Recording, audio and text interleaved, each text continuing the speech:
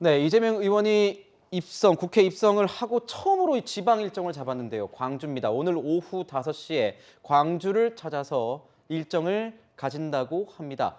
자, 소장님께 여쭤보겠습니다. 소장님, 여기에는 어떤 의미가 있는 겁니까? 당대표 나가겠다 첫 걸음으로 저희가 봐도 되는 겁니까? 그렇죠. 그러니까 아무리 수도권이 중요하다고 해도 민주당의 핵심 지역은 광주 전남이라고 볼 수밖에 없거든요. 그래서 거기에서 첫 인사를 하겠다는 그런 메시지로 지금 저는 읽고 있고요. 네. 그런 장면에서 처음으로 이제 사실상 어떻게 보면 이제 경선의 시작을 거기서 끊어내는 것이고 그 상황 속에서 이제 많은 시민들과의 접촉이 있을 겁니다. 그리고 질의응답들이 나올 것이고 이런 과정 속에서 본인의 어떤 의사라든가 생각들이 조금씩 전달이 되면서 아마 조만간에 네. 출마의 어떤 구상들이 확실히 전달이 되지 않을까, 선언이 되지 않을까 이렇게 생각합니다. 아마도 광주가 저번 지방선거에서 굉장히 투표율이 낮았고 그렇기 때문에 아마 광주 또 이 야권의 심장이니만큼 찾은 게 아니냐 이런 분석도 나오고 있더라고요. 네, 뭐 출마는 사실 기정사실화되는 분위기지만 공식 선언은 하지 않아서 당내 일각에서는 비판도 나오는 게 사실입니다. 서른 의원 같은 경우 SNS 글을 통해서 간보기 정치 그만해라. 뭐 우리 호위병들 뒤에 숨어서 눈치 본다 이런 비판을 하기도 했지만요. 위원님 사실 이런 아직까지 출마 선언은 하지 않고 이렇게 광주 가고 하는 모습들이 장고라기보다는 어떤 전략적인 선택으로 봐야 될까요? 근데 한 번도 그 이재명 의원이 대표에 출마하지 않는다고 저는 개인적으로 생각한 적이 없고 또 많은 분들이 뭐 그렇게 생각하는 것 같아요. 다만 이제 일찍 출마 선언을 하게 되면은 여러 가지 비판이 있을 테니까 아마 이제 다음 주 꼭 일주일 뒤에 이제 후보 7일이 등록이 시작이 되죠. 그때쯤 이제 하게 되겠죠. 그 전에 이제 사전 정지 작업으로 당의 주요 인사들을 만나고 네. 이제 가장 중요한 핵심 지지 기반이라고 할 수 있는 이제 호남을 이제 방문을 했는데 최근에 지난 아까 우리 이제 김 앵커가 지적했던 대로 지방선거에서 광주에서 투표율이 최저로 떨어지지 않았습니까? 최저였죠. 네. 민주당에 대한 실망 또 거기에는 이제 이재명 후보에 대한 실망도 포함돼 있다고 봐야 되겠죠. 그 여론은 이제 어떻게 좀 되돌려 보려는 하나의 시도일 것 같은데 광주에서 이제 어떤 분위기로 맞아줄지 또 이재명 지금 의원뿐만 아니라 이제 함께 이제 경선에 나설 이른바 97세대 후보들 그다음에 뭐 김민석 의원이라든지 다들 이제 광주에 이번 주 다음 주에 한 번씩 다 내려갑니다. 그러면은 광주에서는 이 후보들 한 번씩 이렇게 보면서 어떤 흐름이 형성이 될지 또 그러면 그 4명이 출마한 97세대 후보 간의 어떤 연대와 뭐 이런 단일화라든지 이런 움직임이 생기는지 이런 변수들이 있을 것 같습니다. 아까 이재명 후보가 한 번도 출마하지 않을 거라고 생각한 적이 없다는 그 근거는 최근에 이제 박지원 의원이 주변 의원들에게 얘기했습니다만 개항을 출마를 놓고 논란이 있었을 때 이재명 후보가 박지원 비대위원장에게 전화를 해가지고 수사가 들어올 것 같다. 개항을에 출마하지 않을 수가 없다 하고 얘기를 했습니다. 그게 공개되면서 이제 민주당에서 조금씩 나왔는데 꼭 그게 아니더라도 여러 가지 2024년 공천이라든지 지금 뭐 거의 턱 밑까지 쫓아온 검찰, 경찰의 수사라든지 이런 거를 볼 때는 뭐 당연하게 출마하는 걸로 지금 보여집니다. 네, 지금 보면 이 의원이 최근에 트위터 활동을 굉장히 열심히 하는 것 같습니다. 좀 약간 겁나는데 제가 우선 자료를 한번 준비해봤습니다. 왜 겁나는지 말씀드리겠습니다. 자, 이걸 제가 따라해야 돼가지고 자 이런 트윗을 남겼습니다. 조금만 더 해도 돼요라고 이게 아마 되게 애교 섞인 지지자를 향한 애교 섞인 발언인 것 같습니다. 뭐 이렇게 지지자를 통해서 주민 한 분 한 분 뭐 입당하는 쓰고 입당을 했다는 추천인에 대해서 뭐 입당했다 이렇게 하니까 좀 더 해달라 이런 의미로 아마 해석이 되는데 이런 박지원 전 위원장 같은 경우에는 이재명 의원을 향해서 이렇게 보폭을 넓혀가는 이재원 의원을 향해서 공격을 계속 이어가고 있지 않습니까? 특히 뭐 개딸로 불리는 이 의원들 팬덤 정치에 대해서는 벗어나야 된다 이러면서 얘기를 하고 있는데 어떻게 보세요? 이재명 의원이 여기에 대해서 자제하자는 메시지를 낸 게 어떻게 좀 효과가 있을까요? 저는 일단 이재명 의원이 그 박지원 전 위원장은 우리 당의 중요한 자산이니까 비난과 억압은 민주당의 언어가 아니다라는 이제 취지로 좀 뭔가 좀 보호해주는 얘기들을 써준 거는 굉장히 좀 현명한 상황이었다고 생각이 박지원 전 듭니다. 위원장에 대해서 그만 공격하자 이렇게 얘기를 한 거죠. 네. 근데 문제는 박지원 전 위원장도 그렇고요. 어떤 이 팬덤 정치에 대한 것으로 이재명 의원을 좀 과도하게 공격한다라는 생각이 좀 있는 것이 팬덤 정치라는 것 자체가 이재명 의원에게만 국한된 문제는 또 아니거든요. 우리 지금 현재 여야를 할 것 없이 어떤 정치에서 봤을 때 이 팬덤 정치라는 현상들이 분명히 있고 이것이 옳은 것인가 그리고 장점과 단점이 분명한 것인데 이것들을 어떻게 이 정치에서 녹여내고 극복해 나갈 것인가는 모든 정치인들의 숙제인 것인데요. 꼭 보면 이재명 의원에 대해서만 어떤 최근에 나오고 있는 개딸이라든지 팬덤 네. 정치라든지 이런 부분만 좀 국한돼서 좀 많이 비난을 받는 것 같은 안타까움은 좀 있습니다. 이것이 민주당만의 문제는 또 아니거든요. 국민의힘 내부에서도 분명히 정치인들 사이에서 팬덤 정치가 있을 수 네. 있는 것이고 뭐 예전에는 뭐 태극기 부대나 이런 부분들도 분명히 있었기 때문일 텐데요.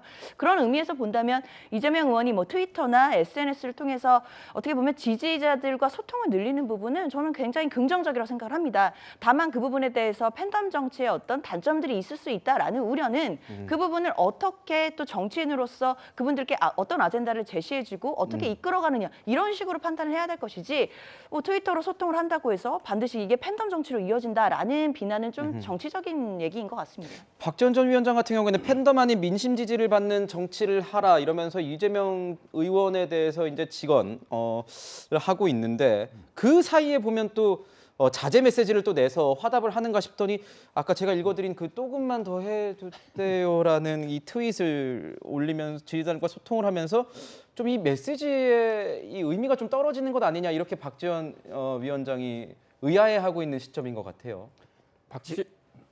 네. 박지원 위원장이 이제 제기했던 여러 가지 문제가 있지만 저는 그 팬덤 정치에 대한 그 위험성을 경고한 거는 굉장히 우리가 새겨 들어야 된다고 생각합니다. 팬덤 정치가 시작된 거는 물론 이제 YSDJ도 많은 폭넓은 지역적 기반이라든지 이념적 기반에서 지지를 받았지만 팬덤으로 할 수 있는 건 노무현 전 대통령이 처음인데 당시에는 굉장히 건강한 팬덤이라고 할까요? 노무현 대통령이 잘못하는 거 있으면 지적을 하고 비판을 했습니다. 그런데 이제 문재인 대통령 때부터는 그 팬덤이라는 게 좀 변질되지 않았나. 네. 그러니까 아무리 잘못해도 우리인이 하고 싶은 거 다 해. 그리고 무조건 지켜줄 거야. 이런 분위기로 갔죠. 박근혜 대통령에 대한 그 친박 세력 그리고 이제 우리가 이른바 부르는 이제 태극기 세력 이분들도 약간은 그래도 맹목적인 지지를 하는 거 아니냐 이렇게 생각할 수 있고 지금 아까 우리가 이제 논의했습니다만 두 가지 사례.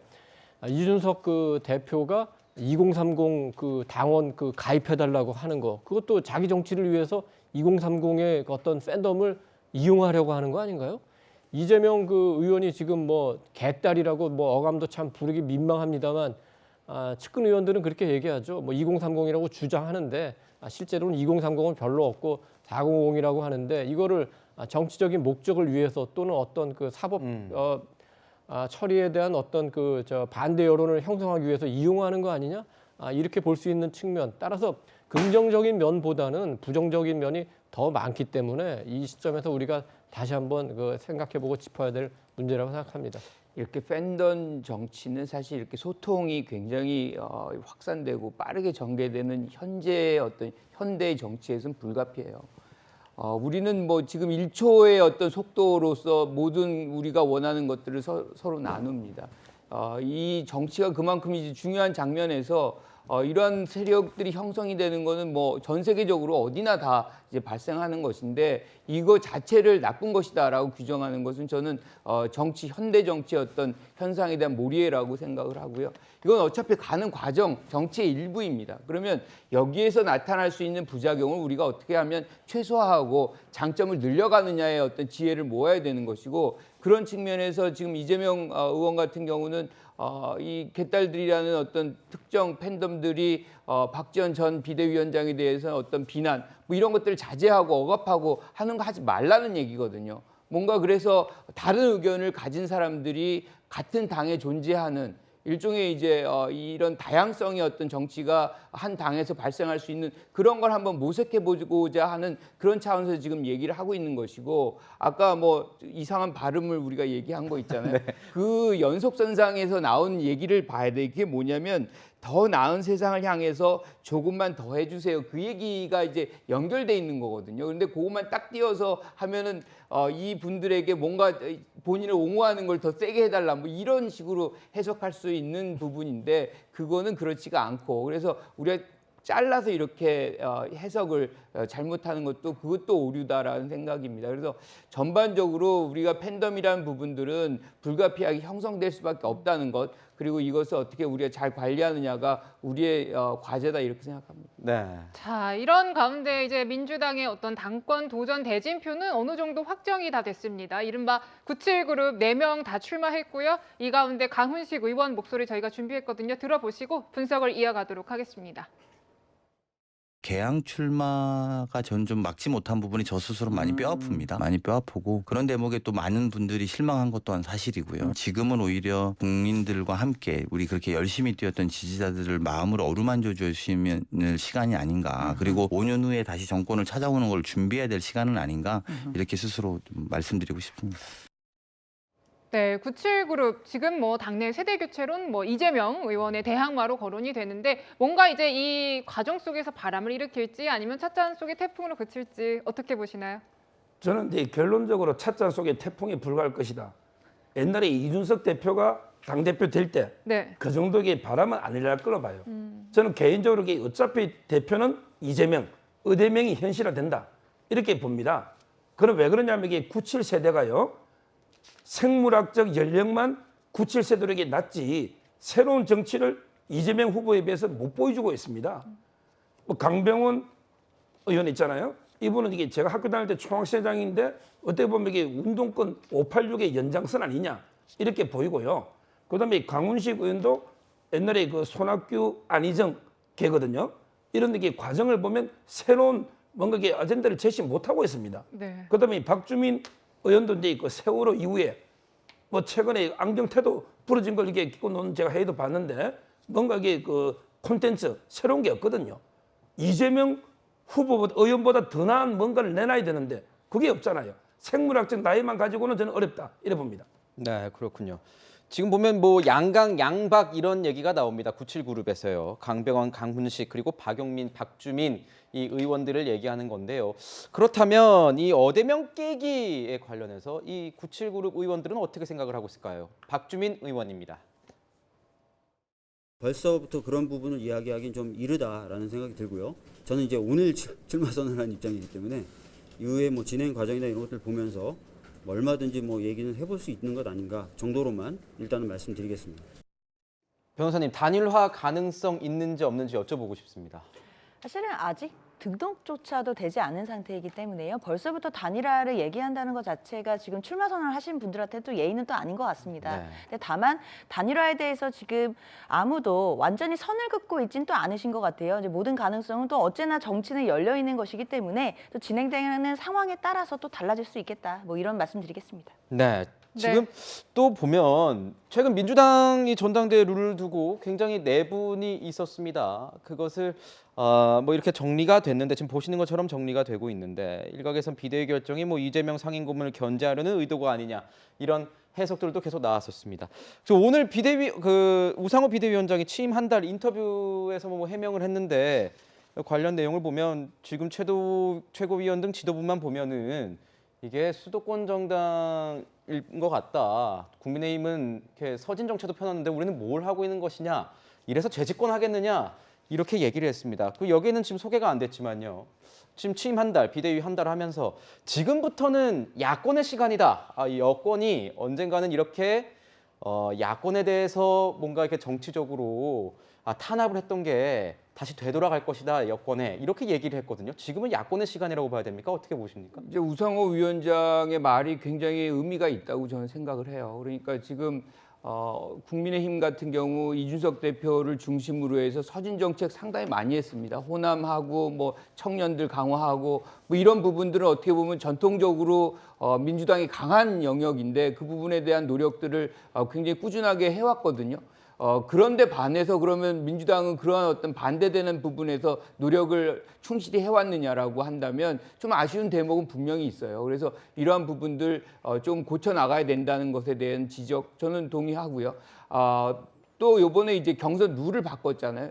그 중에 이제 사실은 시대에 좀 뒤처진 부분이 있었어요. 그러니까 대의원이 45%라는 과대대표되는 그런 부분이 있었거든요. 그래서 이거를 30%를 줄이고 국민 여론을 10%에서 15%, 25% 늘려서 시민들의 어떤 참여 비율을 높였다는 거는 이미 이제 국민의힘은 그렇게 하고 있는 부분이거든요. 그거는 좀 더 개선을 잘한 부분이 있어서 저는 이런 방향성에 대해서는 뭐 좀 잘하고 있는 부분이다 이렇게 봅니다. 네. 네, 마지막 순서로 97그룹과 이재명의 대결 구도로 압축되고 있는 민주당의 당권 경쟁 상황 분석해봤고요. 네 분 말씀은 여기서 마무리하도록 하겠습니다. 감사합니다.